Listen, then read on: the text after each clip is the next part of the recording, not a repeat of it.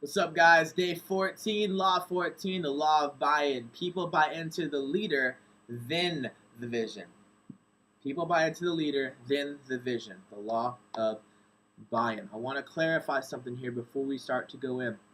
The idea that we buy into people is, in my opinion, a dangerous one. This is something where I get a little shaky with how Maxwell presents this because I don't want to be an advocate for personality cults, for movements, or for groups, or for organizations that are just built behind a person.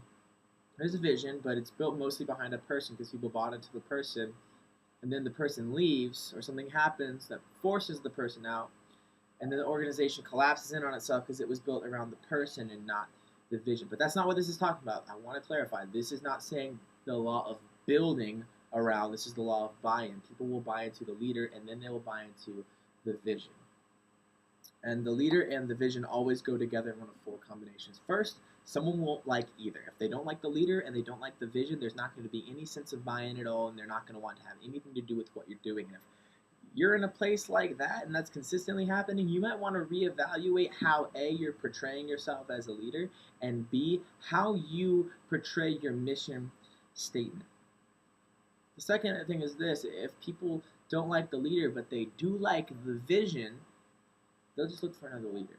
Now, this is okay, and you can still be the central leader with someone not liking you. In fact, it's okay if not everyone likes you. In my opinion, I've found that I'm at a pretty good place if not everyone likes me, because that would mean I'm catering to everyone's needs and desires and not really authentically showing them who I am. That's why you bring people up in your leadership. That's why you have the law of empowerment. That's why you have the law of added value when you bring people up. The law of addition, I'm sorry. When you bring people up in your organization or around you, and you can form this leadership team around you where you might be the one who came up with the vision, but someone doesn't like you. So instead, rather than you being the person they buy into one of your leaders, and in essence have still bought into the vision that you're portraying. Third is when followers don't like the vision, but they do like the leader. So they'll follow you, but they'll just alter the vision, and that's dangerous. That's very dangerous. Because they can sit there and you don't have a common purpose like the social change leadership model talks about. You don't have a common purpose with that person while you're leading, so they can be a wild card. They can be someone that really say all the right things to your face because they like you, but then when they lead and when they get in those small groups and when they get in those committees, they're not about what you're about because they're not following the vision that you've laid out and are communicating.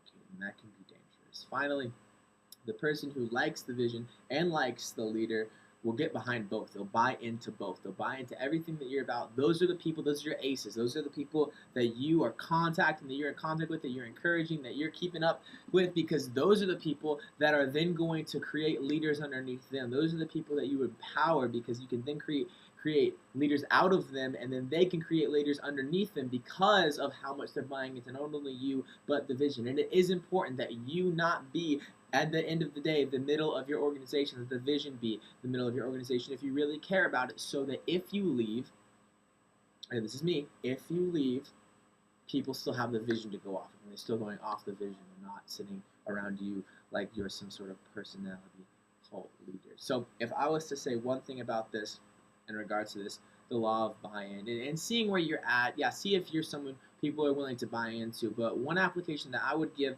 out of what I learned from this particular law would be this: be someone that people want to buy into, but elevate the vision above the person.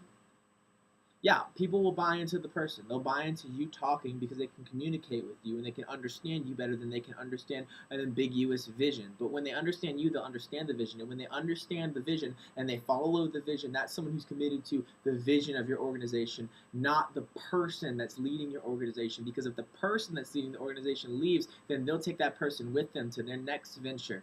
Or that person will follow them to their next venture, and the organization around the vision can collapse. We can't allow that to happen.